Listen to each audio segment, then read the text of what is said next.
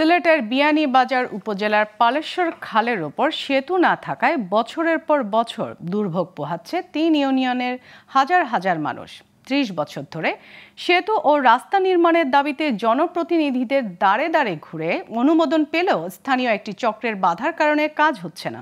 স্থানীয়দের অভিযোগ, এলজিইডি নির্বাহী প্রকৌশলী সহ সিলেট জেলা প্রশাসনের এলএ শাখার সংশ্লিষ্ট কর্মকর্তা কর্মচারীদের গাফলতির কারণে বরাদ্দকৃত প্রকল্পের অর্থ ফেরত যাওয়ার উপক্রম হয়েছে। সিলেট থেকে মোহাম্মদ মাহাত্মউদ্দিন তালুকদারের পাঠানো তথ্য ও চিত্রে ডেস্ক রিপোর্ট। সিলেটের বিয়ানীবাজার উপজেলার পালেশ্বর খালের ওপর একটি সেতু নির্মাণের দাবি অনেক বছরের। সেতু না থাকায় চরম দুর্ভোগ পোহাচ্ছে ৩ ইউনিয়নের হাজার হাজার মানুষ। এলজিইডি জানায় ২০১৯ সালে স্থানীয় সরকার প্রকৌশল অধিদপ্তর পালেশ্বর খালের ওপর সেতু সহ রাস্তা নির্মাণের জন্য ১০ কোটি টাকা বরাদ্দ দেয়। স্থানীয় একটি চক্র এবং এলজিইডির কর্মকর্তা ও জেলা প্রশাসনের এলএ শাখার কর্মকর্তা কর্মচারীদের গাফিলতির কারণে সঠিক সময়ে ভূমি অধিগ্রহণ না করায় রাস্তা সহ সেতু নির্মাণের মেয়াদ পার হয়ে যাচ্ছে।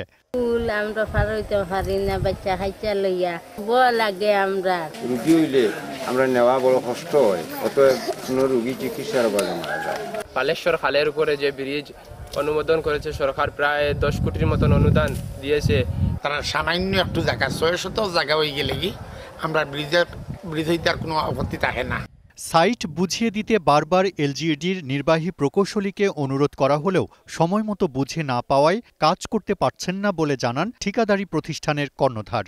আমি ২-৩ বার চেষ্টা করছি, কিন্তু কর্তৃপক্ষ আমার সাইট বুঝিয়ে দেয় না।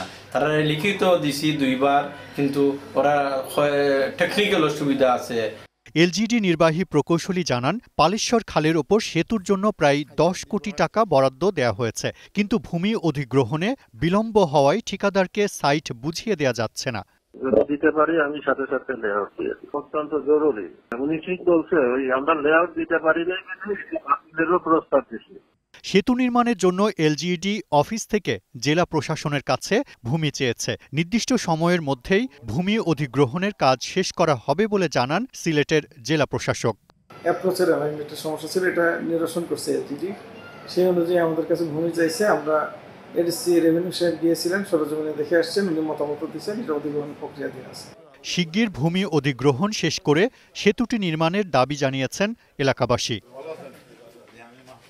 Global television news desk.